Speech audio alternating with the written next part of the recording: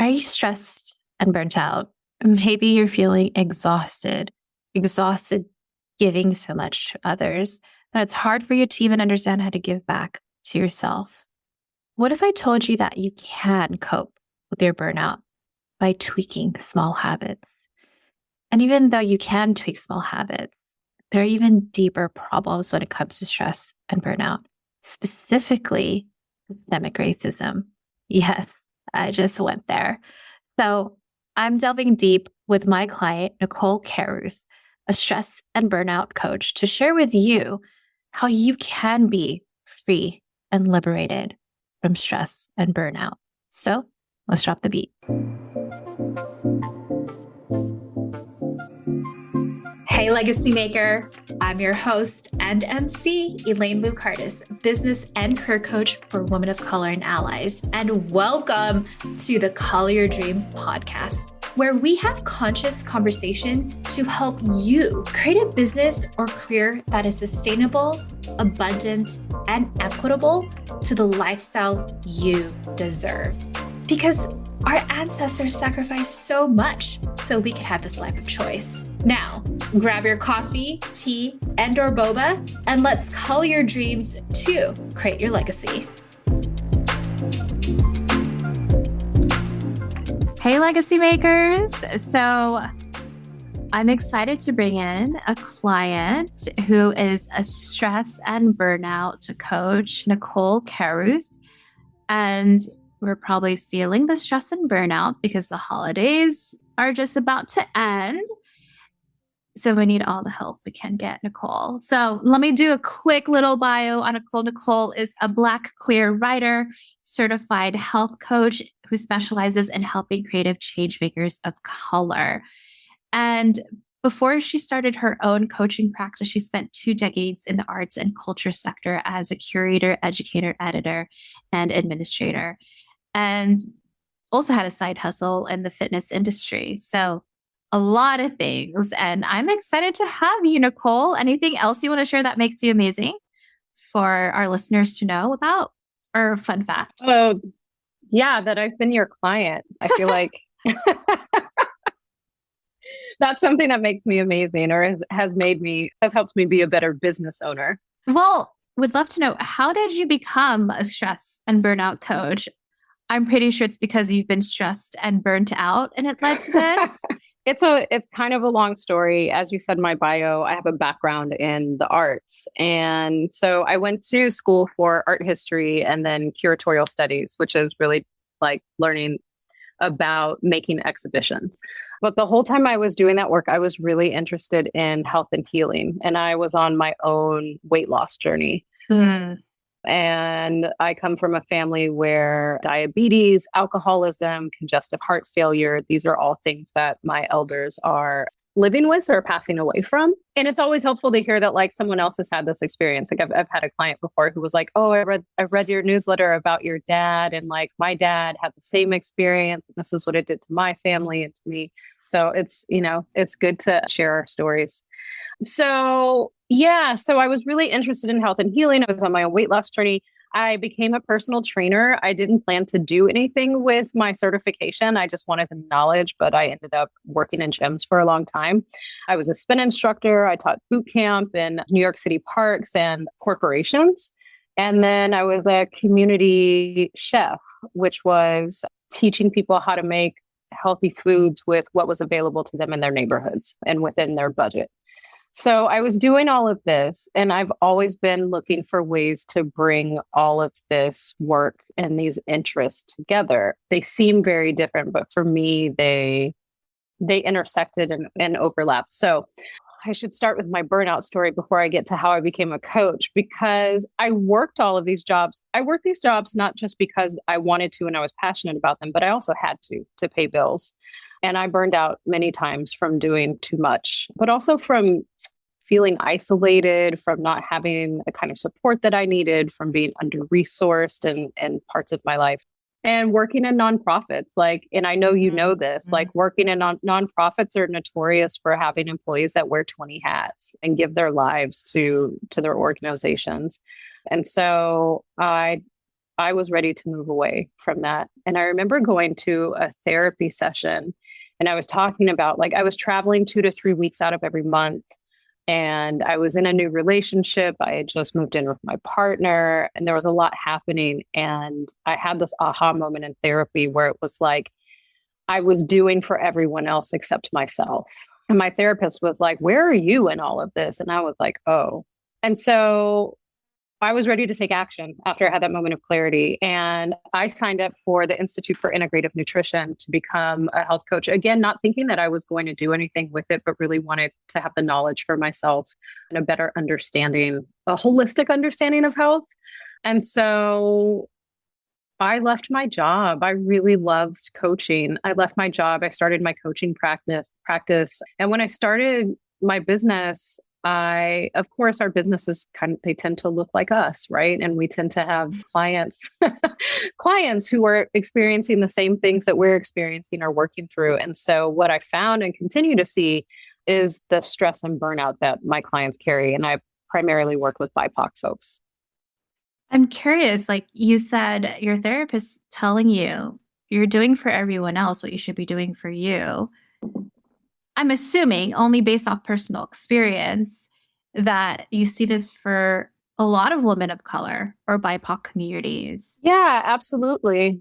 of how we just give so much. And feel compelled to show up even when we don't have anything and, our cups are empty, but we show up for our employers. We feel compelled to show up for our families. I'd say a large number of my clients are also, if they're not parents, they're caregivers. They're caring for a sick family member or somebody who's mentally ill in their family and needs care. So yeah, and so it becomes really hard to center their own care. So, with your own journey, with your experience and your credentials, what are tips and advice you can give to folks when it comes to dealing with stress and burnout, or what you even call a freedom seeker and what that means? I'll take the first part of your question. I actually I don't really have general tips because I think the important thing to remember with burnout is that everyone has a different burnout profile. Everybody experiences burnout differently. Everybody experiences stress differently. It manifests in your body differently. So one person might have gut health issues because there's a direct connection between stress and the gut or digestive issues, but someone else might not experience that. They might experience headaches or brain fog. Like I often think about the last time I was really burned out, I describe it as living in a fog. Like I couldn't see my life. Everything around me was just, I was doing and I was going, but I couldn't actually step back and see what was happening. So that being said, like everyone is different. So I don't think there are general tips. I think the first step and the thing that I work on with my clients first is figuring out what are the root causes of stress and burnout. Because I think it's really easy to read an article that says you need to rest, you need to say no, you need to exercise, you need to eat well. Yeah, all of those things are good practices, right? They help us become more resilient in stressful situations. But the causes of burnout, so those can be band-aids if you don't actually know what's burning you out. Even before understanding the root, because sometimes we might think it's normal. What are symptoms of burnout? I know you're kind of give examples, but sometimes we think that's normal. Like, oh, I'm just getting older or I'm on my period. Do you know what I mean? So you kind of gave the example of fogginess. It might be digestive issues. Anything else people should be aware of? Yeah, frequent headaches, cynicism or a feeling of detachment is a big one. So if you're feeling like you're abnormally cynical about things, that's a key sign. Exhaustion, like you're fatigued no matter how much you sleep, you never feel like you're well rested. I've had that. Yeah. And that can be a sign of other issues, but that's a common sign of burnout. Yeah, I think those are the big ones. Those are the ones I see most with clients, especially the exhaustion. Like it doesn't matter what I do, I can't seem to recover. I will relate to that. It was about when I started my business 5 years ago and I was like on it doing 50 calls a week, which is insane. and I was preparing for an Wow. event, but there was a Saturday before my event where I couldn't wake up. Like I already slept 12 hours. It was 10. My boyfriend tried waking me up because we had like his niece's dance competition to go to. Like, I can't go. He's like, why? What's wrong? Like, I literally can't wake up. Or I would move to the sofa and I would just sleep more. Like, I felt like I was a toddler. I could sleep anywhere. And no matter how much I slept, like you said, I was never fully rested. Yeah. Yeah. So how did you know you were burned out then? Yeah, I had to just like stop my week. Like in terms of like reschedule meetings, like take the rest of the week off. It's sad, right? We wait until a point of when it hits the tipping point, and then we call someone like Nicole for help. You know what I'm saying? And to help us find our route. So you were sharing the route. How do we figure that out? Or what do you usually do with your own clients? Yeah, so we spend a lot of time just really talking through things and doing some kind of self-assessments and self-reflection. And I'll give you an example. I had a client and we were talking about, I asked her to make a list of what she's ready to let go of in her life. And then at the same time, for each thing on her list, to write what she had to gain by hanging on to that thing. And after she finished writing the list, she said, something came up for me that I never thought of before. And she was like, I have this need to prove to people that I'm a badass. And so I take on all these things and I don't say no. And I don't know where this comes from, but I need to prove to people that I can do a lot. And I need to let that go. And the transformation in her since she had that aha moment has been so beautiful. So yeah, we go through exercises to really get at like what is underneath everything that you're doing. The other thing I'll say about this particular client and other clients is that even if she had given herself permission to rest, she was working in an environment where she felt surveilled. And so she didn't feel like she had permission to rest, even if she gave it to herself. So also understanding, what are your habits and that are within your control to change? And then what are like systemic issues and systemic racism, systemic oppression that's causing you to operate the way you operate? Because often when I read articles about burnout, it's like, you're burned out, it's your fault, you have bad habits, fix it.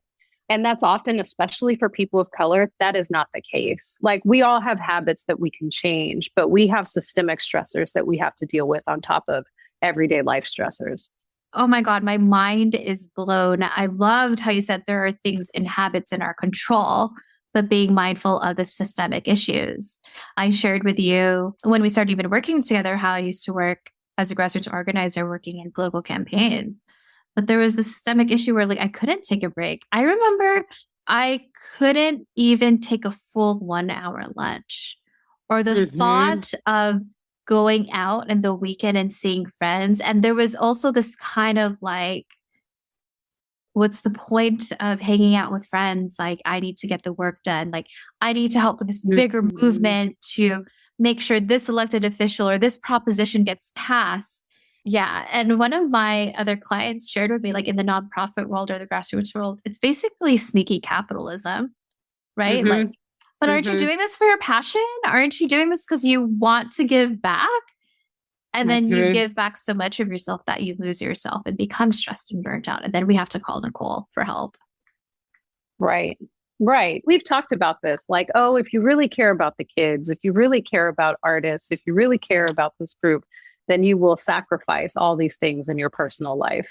Yeah, that's that's the lie of nonprofit. Not all nonprofits, but yeah, I will say the last nonprofit I worked with, Pasadena City College Foundation, was an incredible nonprofit. I had an incredible mentor. But what I heard from you is that importance of you helping your clients understand the habits that they could do tweaks on. And I'm assuming after they realize the habits they could do tweaks on, do you often see your clients realizing, I don't want to be in this job anymore or this industry? Yeah. Yeah. Which brings me back to freedom seekers, which is, Yeah. So often people are, when they have a realization about like what is theirs to own and then what is not theirs to own. And sometimes before they even get there, they're ready to leave their job. I will say that like leaving your job is not always the answer to burnout, especially if, you have habits that you need to change, you'll just take them to another job. Or if you don't recognize the kind of environment that you're in, you'll probably end up in the same type of environment. But for those people who are looking to get out of their jobs, I've developed this new program called Freedom Seekers. And I was really inspired by a theater practitioner I heard who talked about how she wanted to make her job change thoughtfully and really be prepared for the transition. And so she started doing research on how the ancestors plan to flee plantations or follow the Underground Railroad. And so I picked up on that and have been doing research, like what are the strategies, what are the stories that our ancestors use, not just our ancestors who follow the Underground Railroad, but all of our ancestors have migrated for some reason or left because their lives were threatened or they could have a better opportunity somewhere else. So it's really like bringing all of those stories together as a kind of framework for looking at how you plan your next job or career transition. So what are the things that you need to have in place? So it starts with visioning. So I think about Harriet Tubman. So she sustained this injury while she was enslaved because she was hit in the head with a weight, a metal weight. And what happened was she had spells or dreams for the rest of her life as a result of this injury. But it was in those visions that she imagined herself as a free woman flying. And it was really what motivated her to liberate others. And so that's really where the Freedom Seekers program starts. And it's with what vision do you have for your life? What vision do you have for your work life? And then how do we work towards that together? And then we go through like another example is our ancestors needed outside help. They needed an outside network, right? So like who's in your network? How are you building those relationships? How are you nurturing those relationships? Who are the abolitionists in your life who can help you, achieve your version of freedom? So yeah. Keep talking. I was like, I really love how it's just tied to your ancestry and generations before you. And I'm pretty sure you creating this program just is more fulfilling and heartfelt than other programs that you've had because of that tie and connection. Yeah. Yeah, I've definitely had other group programs that I've been excited about them, but I haven't felt them as deeply as I feel this one. So I'm very excited about Freedom Seekers, which launches in January. And part of that is also like, the health and wellness aspect. Like, how do you take care of yourself during periods of transition and uncertainty? How are you feeding yourself? How are you managing your stress? Because, looking for a job, and you can speak to this because your career and a business coach can be a stressful time, right? Yeah, it is because you don't have anyone, or even if you look at the generations before us, which is baby boomers, right? And then they were sold into the idea from the generation before them that if you stay at a company for 50 years, right, you're going to be safe and secure. You'll have the pension, the social security. We don't even have that guaranteed for our generation. And with everything that is happening right now in society, in this country, we actually do have permission to think about ourselves first. Mm-hmm. And I really do appreciate how you're sharing, what habits can we tweak and make better for ourselves, but what can we acknowledge as a systemic issue? And what can we do individually? Not saying that you become a savior and you change the whole system, but right. There's small things you can do for yourself that other people will be inspired to do. Not saying you have to be a coach yourself, but even when I changed my job or industry, what was it, like a decade ago, I've had other friends and family members share with me that they were inspired. Not saying they were clients, but you just are giving permission to people who look like you, grew up like you, to know that it's possible for them too.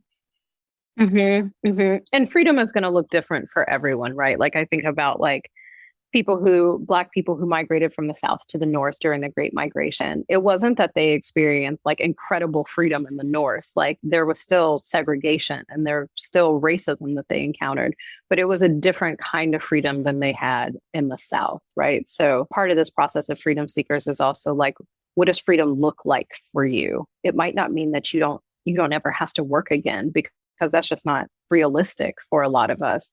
But how can you be as free as possible and experience the joy that you want to experience in your job? I also want to share, I mean, we all go through challenges. Obviously, systemic racism is still here, but it's also giving me this acknowledgement as we're having this conversation of how privileged we are of everything that has happened before us, all the generations before us, to lead us to even have this choice to work with Nicole and to explore, what does freedom look like? What does liberation look like for me? How does an ideal life look like for me? And starting to work on that. That's such a beautiful privilege, but also honoring everyone before us. And I love that you tie in the stories and ancestry behind it as well.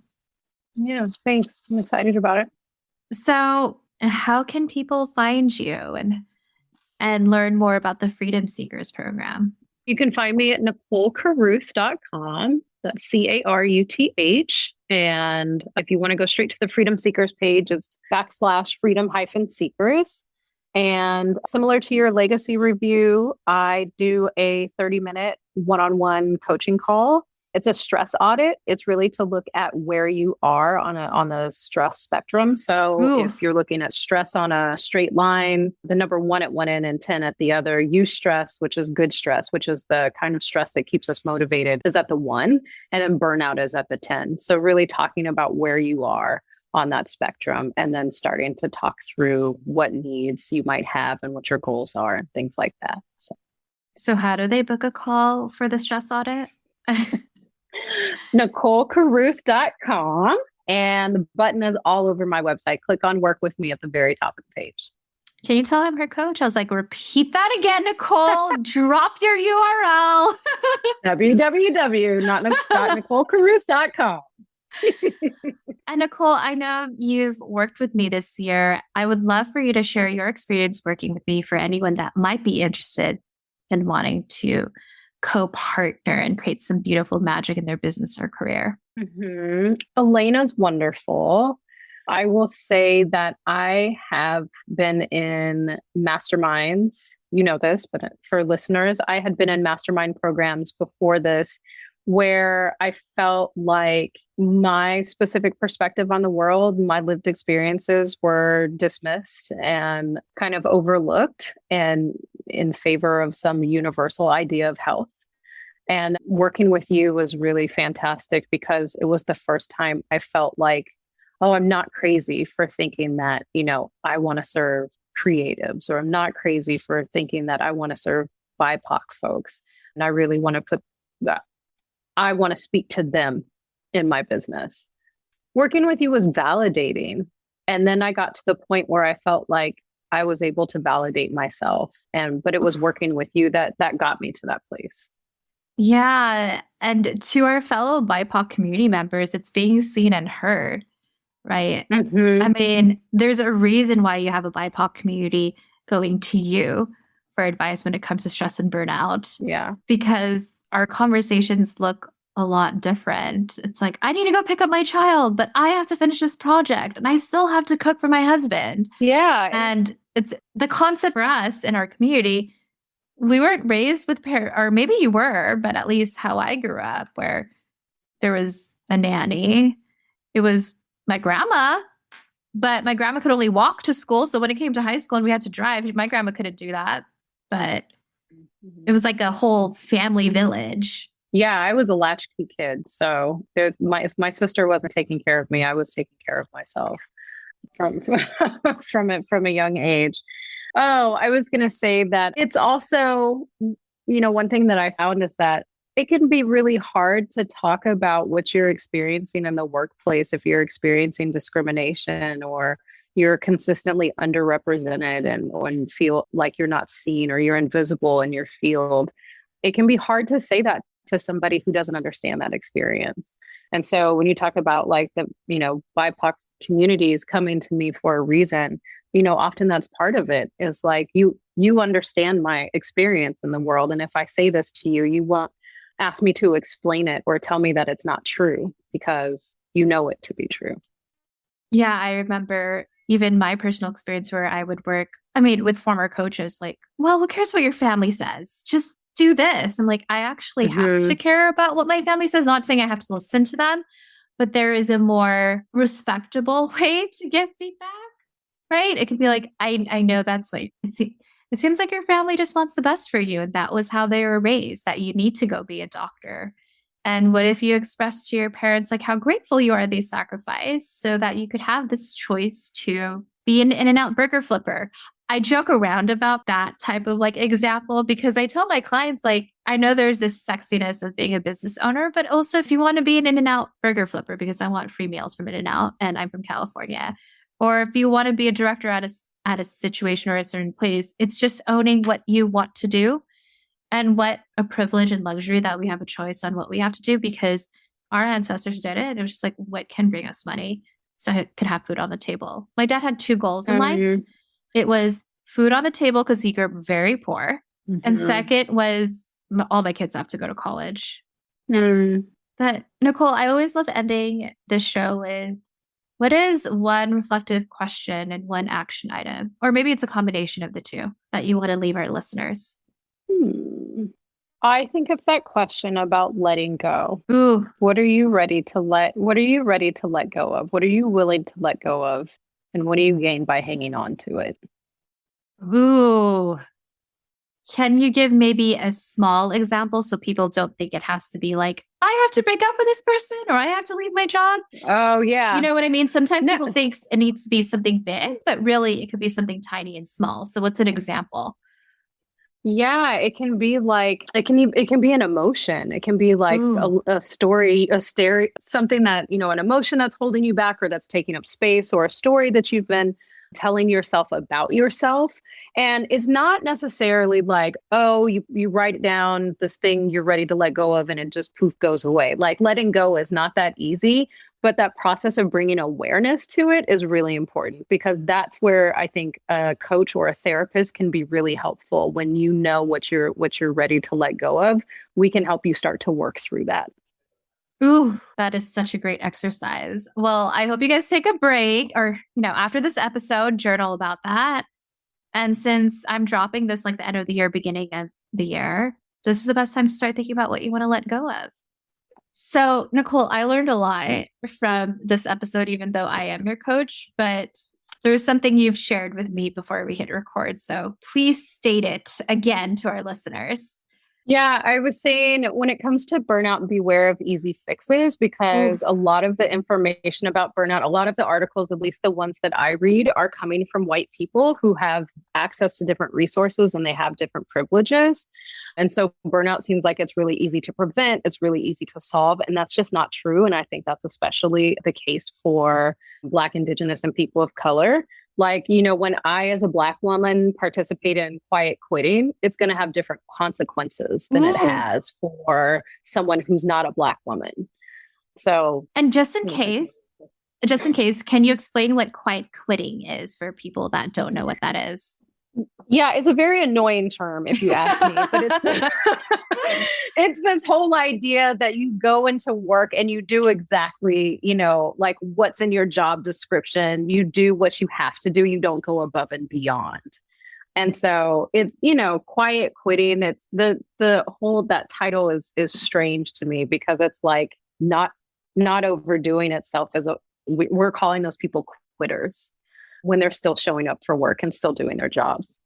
Yeah. I think it's what we were unfortunately taught as millennials, like stay up late, you're going to get a promotion or you do all the hard work versus you could actually leave at 5 p.m. But like you were saying earlier in the episode, it depends on the culture of the organization. It depends on the culture. Yeah, and pay attention to who is giving burnout tips and if those tips are the right ones for you. Because I know when I first started reading a lot about burnout, a lot of the articles I was coming across, and even some of the books, were coming from people who had burned out, building a tech company, and they made billions of dollars, and then they retired or went on to do something else. And they were talking about like, don't work hard, don't do this, don't sacrifice this. And I was like, but you can say that now because because you're a millionaire or a billionaire or whatever. And so it just like, I didn't feel like, and there's nothing wrong with that. I don't want to say that there's anything wrong with like working hard and making a lot of money and reflecting on what you would have done differently. That's all valuable. But I didn't feel like I saw my experience and my experience in the world, my limitations, the things that I'm up against, my particular stressors and challenges were not reflected in those stories. Blown away. I am just blown away. This episode, I learned a lot, and I hope you guys have as well. And I will not say that we haven't made progress, right? Since we've been born, we have had made progress, but there's also more progress to be made. And a theme I'm hearing from this episode, the importance of feeling seen and heard. And if you have felt differently from other people because you have grown up differently, there's a reason why you feel differently from other people. And what's important is being around the right people and working with the right people. I'm not even necessarily saying hiring a coach like me or Nicole, but even if you're working a full-time job, are you around people that make you feel safe? So thank you, Nicole. You're welcome. Thank you. Just like Nicole shared with being aware of easy fixes and stress and burnout, also be wary of easy fixes in your own career and life. And what's important is being feel and seen, just like what Nicole shared, where you want to realign your life and career. So if you want to work with me and my team so you can be truly seen and heard, so you can have the business that revolves around your life, so you can actually spend time with loved ones this holiday or any day, schedule a complimentary 30-minute legacy business review call where we will, 1, identify your personal and professional goals to create. 2, in business, review your current pricing and packages and see what needs to be edited to fit your dream lifestyle. Or if you're in your career, review your current leadership styles and what needs to be edited and shifted. And 3, receive 3 action items. So schedule a complimentary 30-minute legacy business review call. Go to elainelu.com/call. That's elainelu.com/call. Legacy Maker, if you love this Call Your Dreams episode, we would love it if you can leave a rating and review on Apple, so more women of color and allies can benefit too. And if you have 1 or 2 friends that would get so much from this particular episode, please share. The intention behind the Call Your Dreams podcast was to contribute and give back to our people. All right. We'll see you next Thursday for our newest Call Your Dreams episode. And don't forget to color your dreams to create your legacy.